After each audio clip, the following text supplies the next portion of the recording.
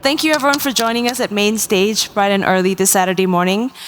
This morning we're going to be discussing the topic Crypto Capitals, Web3 Around the World.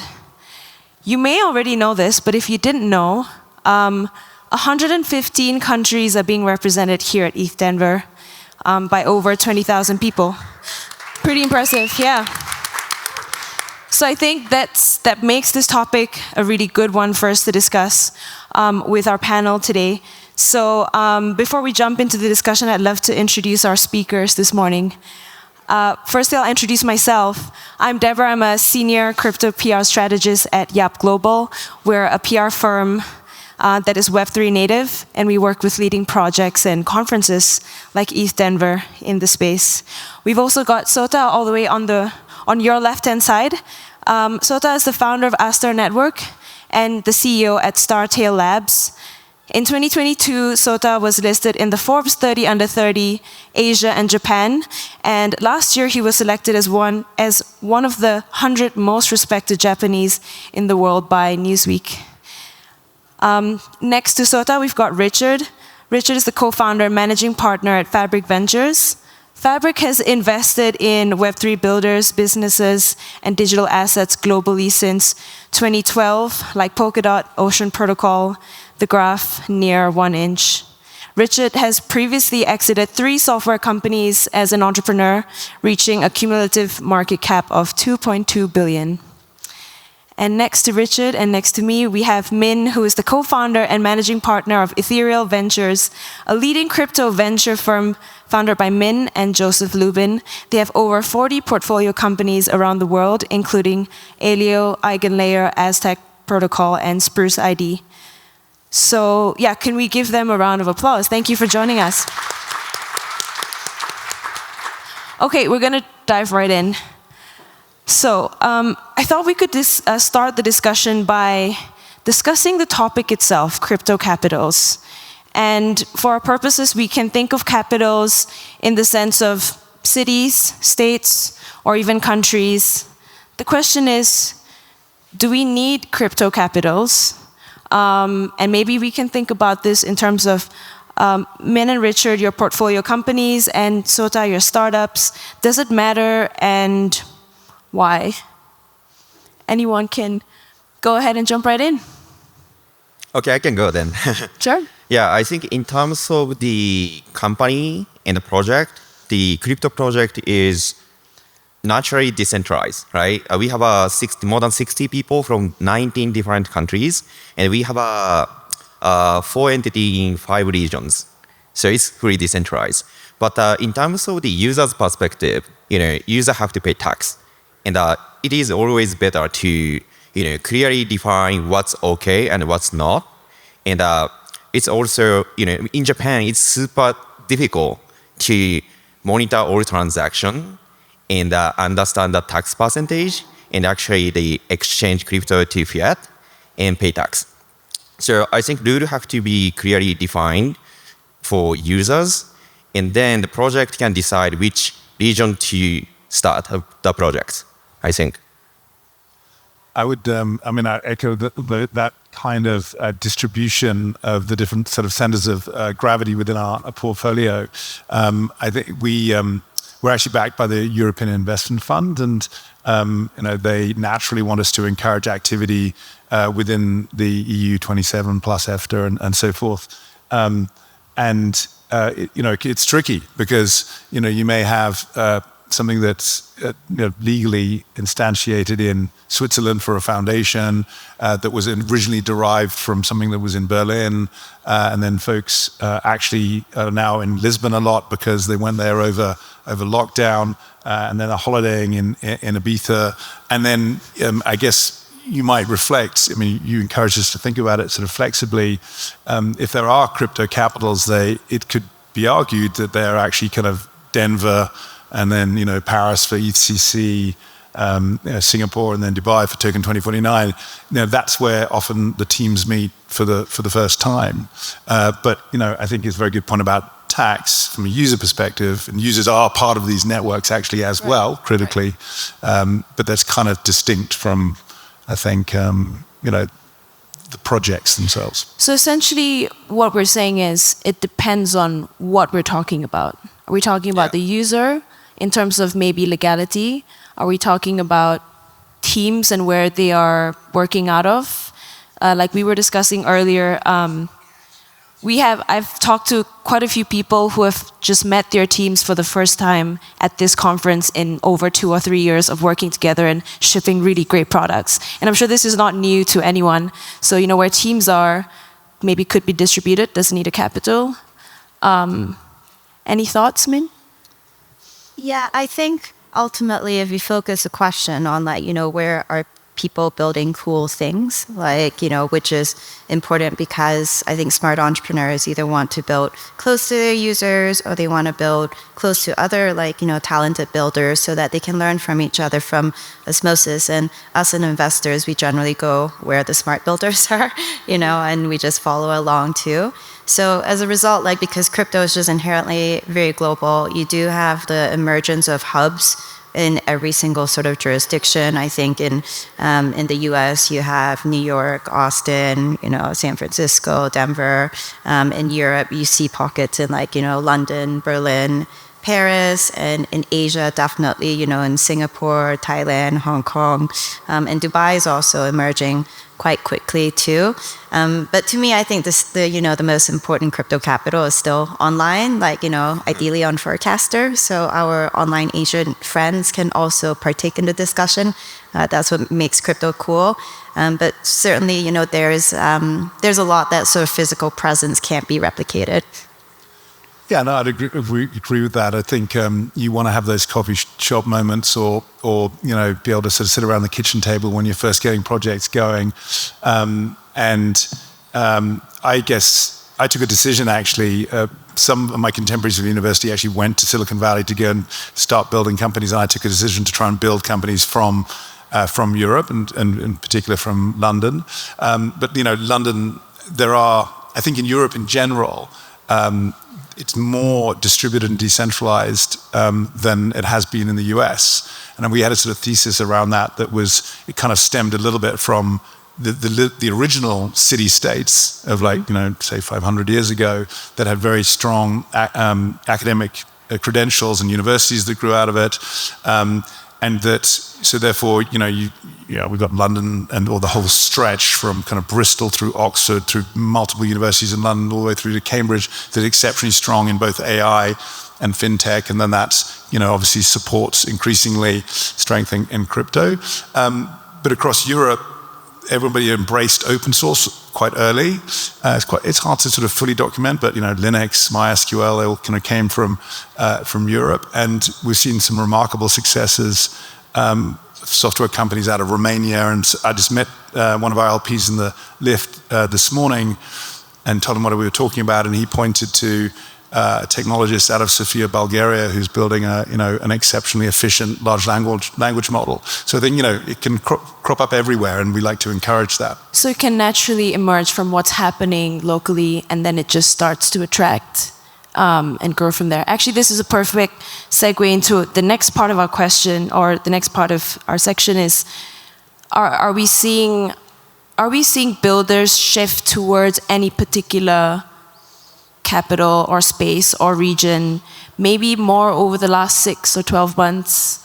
You've mentioned a couple of places in Europe. Min, you've mentioned Dubai. Any thoughts on where people are moving, congregating? Yeah, I live in Singapore right now, and originally from Japan, and I'm traveling a lot. I visited, I think, 4 or 5 cities in the last 2 months. So I think a lot of the developer goes to good, friendly environment, like Dubai or maybe Singapore and so on. But at the same time, in terms of the capital market, it's obviously led by the US. So, but in terms of the adoption, I think a lot of the users are in Asia, because let's say NFT or gamify and so on, it does not make sense to earn, let's say, $5 or $3 per hour in the US. But it does make sense in Southeast Asia, for example. So there are a lot of the users. So much more valuable. Yeah. So developers are located in Europe, I guess, or maybe Dubai. but actually users are in Asia.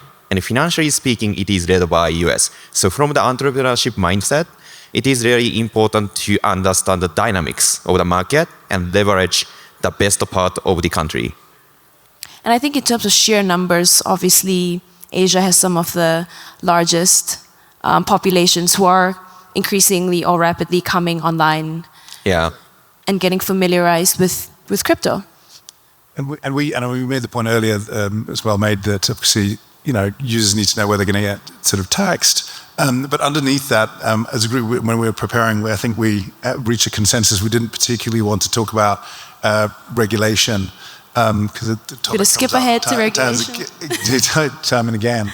But you asked where we could see a kind of, should we say, a surge of activity. And, we definitely have seen people getting a little bit frustrated with the uncertainty that exists within the US. And a lot of people are doing good work to resolve that. But it seems obviously to still be fairly politicized. Whereas in Europe, there are some regulations that have given sufficient clarity in general, MiCA being one, and then jurisdictions that can comfortably support, kind of neutral entities like foundations, in particular, Switzerland, that I think has encouraged people to build there, which has been great. And I think there's a lot of clarity in Dubai that's already been mentioned. We're being drawn into a whole series of conversations in Dubai and other places in the region. So I think, and then we've seen obviously famously A16Z Crypto has both opened an office in London. And started a crypto startup school in London. We welcome them just as they've been welcomed by the UK government. It's an unexpected result of Brexit in some senses. And that's good, and that's a reflection, I think, of everything I just said about the frustration. But I think, and we were also talking about this a little bit earlier, it's going to become, if we were to point to how it should work, is that we should have builders get together, work out how regulation can be addressed from the bottom up on an emergent basis through innovations, around individuals and how they attest to their status. And that's going to be increasingly necessary in this sort of multi-layered cake of abstraction that is being built, where one particular dApp may sort of hop between multiple different chains, and that may, of course, even be dynamic. And how's that going to be regulated from the top down? It's an impossible task. So I think it's a call to builders to try and get regulation or kind of find ways of making sure that we're comfortable with the way that criminality can be managed from the bottom up. So just on that, I mean, so we're talking now a little bit more around regulation and how that could work. I mean, we've had so many conversations over the past week in terms of new technological developments that have been happening. We've talked about account abstraction, chain abstraction, modularity. If builders were to participate in a ground up, how things should be set up regulatory in regulation, how would they even begin? Could they even think about it? How would they even think about it? Well, hopefully they won't have to think about it. I mean, hopefully this is something that it can be in the spirit of this sort of open, permissionless, immutable code as law, movement.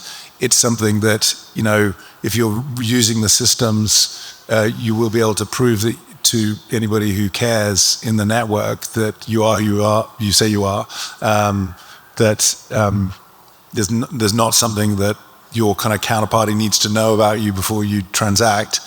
It's not know your customer or business, it's know your transaction.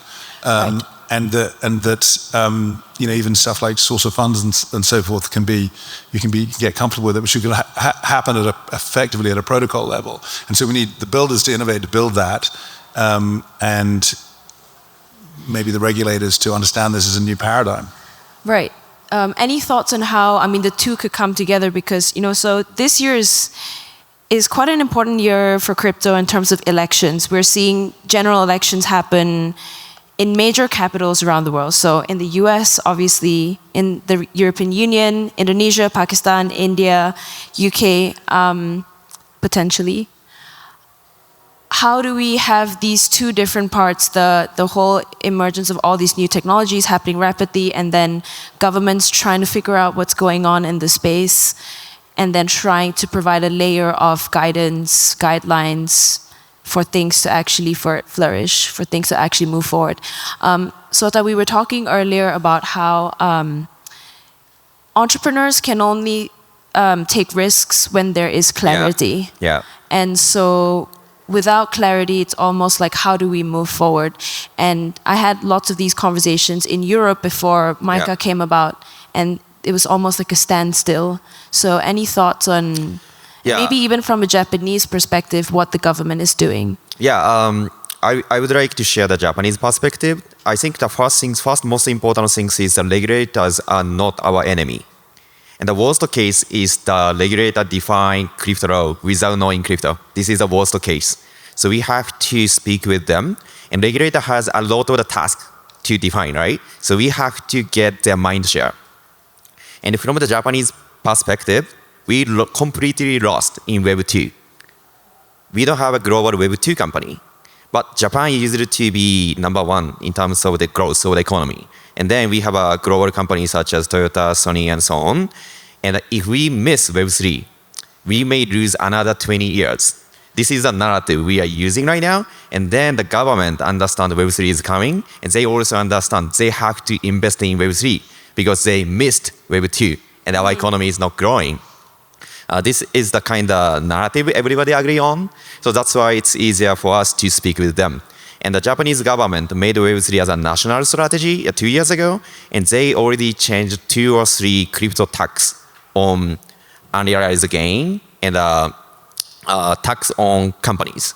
So which is also good move.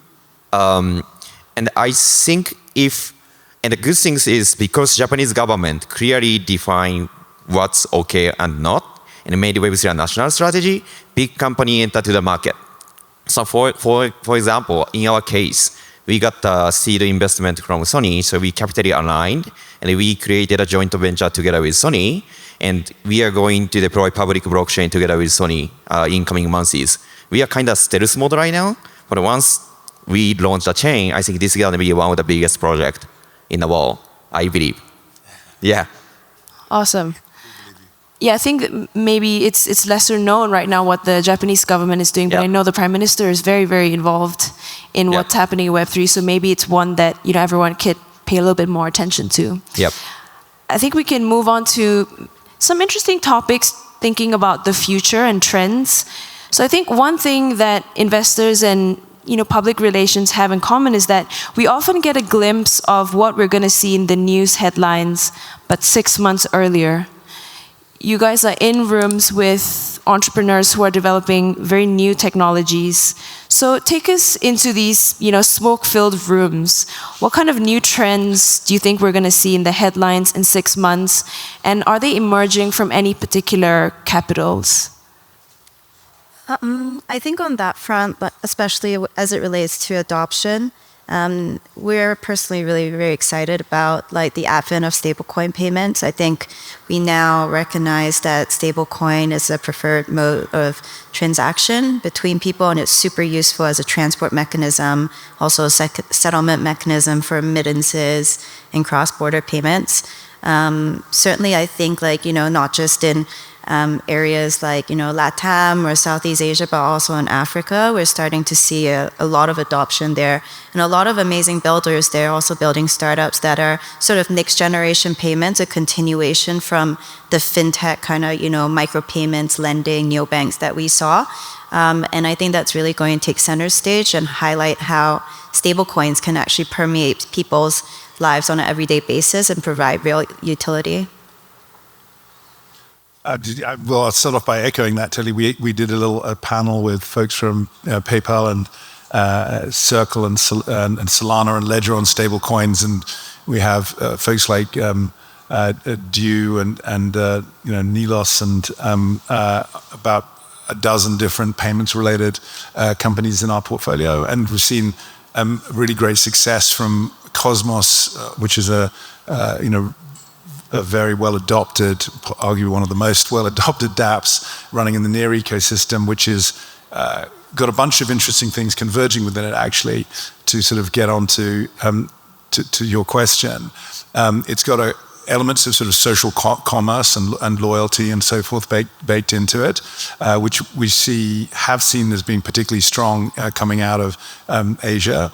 And there our thesis is a little bit about people call it different things, people as the platform, headless or leaderless sort of marketplaces or networks, where you get this intersection of DeFi and Web3 social to kind of people can aggregate around something they believe in and then transact around.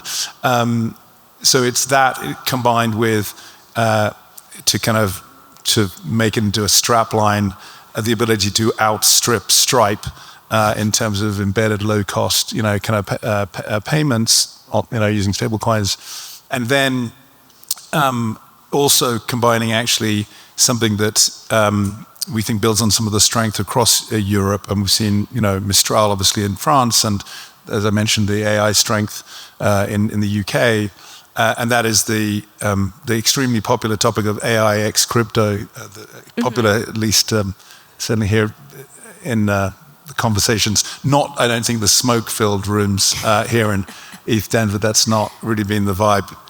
Coffee, I would say more. More coffee. And I was pleased to read, by the way, there's a nutritional outfit that uses AI called Zoe in the UK, and the founder posted today that he used to not drink coffee, and now he's drinking coffee because the research is telling him that it's actually good for you in a number of ways. I was overjoyed to read that this morning. Over actually, into that. Yeah, but I think that we're beginning to see in those kind of dApps the movement, a really fundamental movement, which is going to be a convergence of the AI capabilities. Should we think of it as an LLM operating system with a kind of blockchain operating system? Some folks calling it a sort of sovereign operating system, which ultimately will deliver, contextual application experiences to you that don't require apps and therefore don't require app stores in the same way. So that's, it doesn't take a genius to work out that if you're taking out the 30% rake that exists exists with the App Store and circumventing Apple in different ways, it's a fundamental shift. So how would users access them? Well, it's open permissionless systems that you'll have multiple devices that understand both your personal context, because you've shared, they know your identity, they know some of the history of what you purchased, your loyalty, all of the different tribes and DAOs that you belong to, what used to be known in the sort of Facebook sense as your kind of interest graph, but now maybe it's easy to share it, and it's going to be token attested through your travels, and then also understanding your precise. I'm here in Denver. I'm up here in the radio center, and it will work out what it is that you need. What do you want to hear about? It will work out maybe even if it's allowed to know that who you're talking to.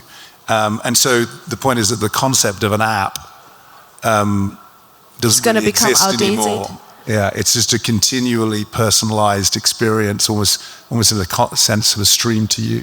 And so, but it's a fundamental shift, but I don't think it's very far away. There's a Rabbit badge you probably might have seen launched that I know nothing about other than what one has seen through the launch, that is starting to kind of deliver on some of that. But I think it will, lots of different devices around your person will collaborate in order to deliver what you need. Yeah. Interesting. Yeah, for me, I would like to see mass adoption. So our mission is Web3 for billion. Right. And I would like to make the world where people are using Web3 in a daily life, just like internet of today. And to do so, I think leveraging the existing business is easier than getting the user from scratch. So I personally would like to see more enterprise adoption to leveraging existing business. I mean, integrating Web3 protocol, decentralized technology into existing business.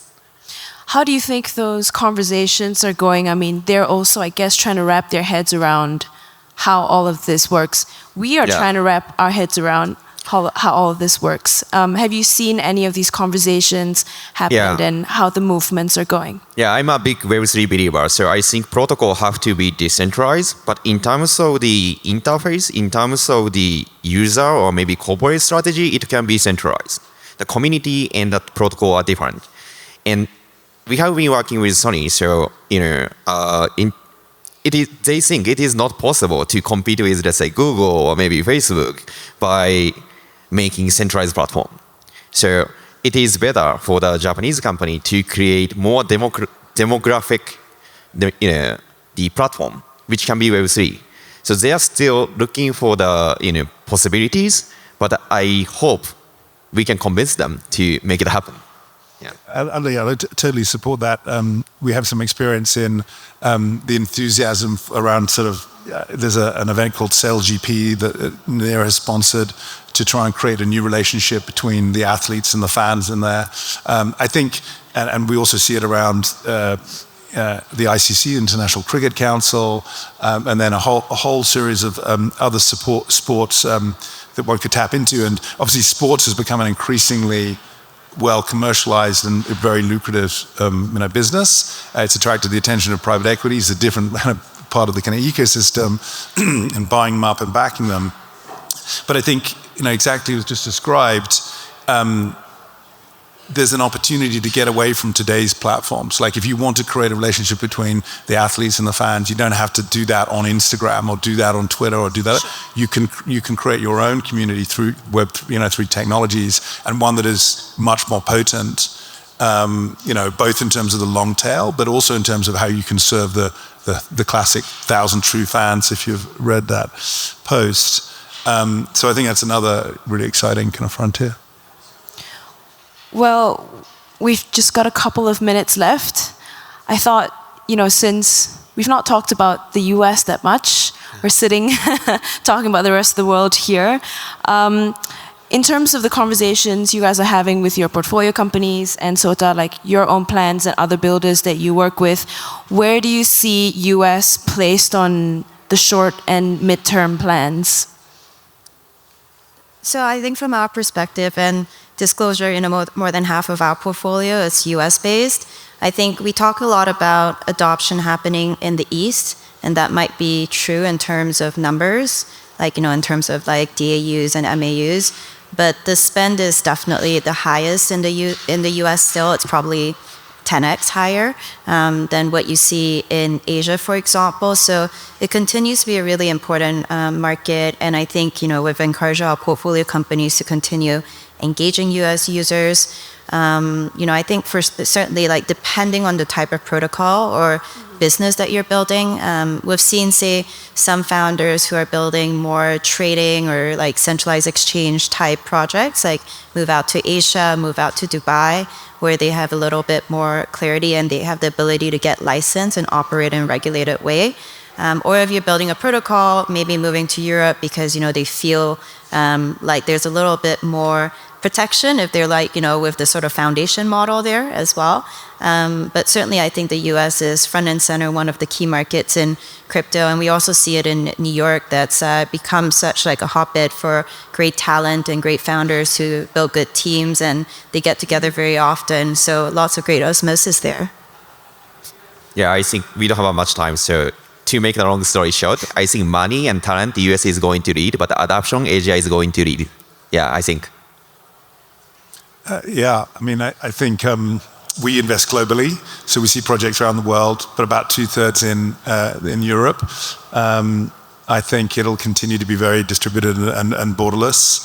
I think if I was to try and prompt people in Europe to further propel that ecosystem, the main challenge over there is actually LPs to back venture firms. And so, we can't argue with the strength of the funding profile within the US. So LPs assemble. Great. Well, that's the end of our conversation for this morning. If you want to reach any of the panelists, feel free to find them on Sota on Twitter. You can find him at WATANABE Sota Watanabe, I think. Sota, and then Richard, his full name as well on Twitter. That's Richard Muirhead. Yes, and Min on Twitter as well _Mintio, and I'm on Twitter as well, Deborah Nita 28. Thank you so much for joining us, and I hope you have a great rest of your day.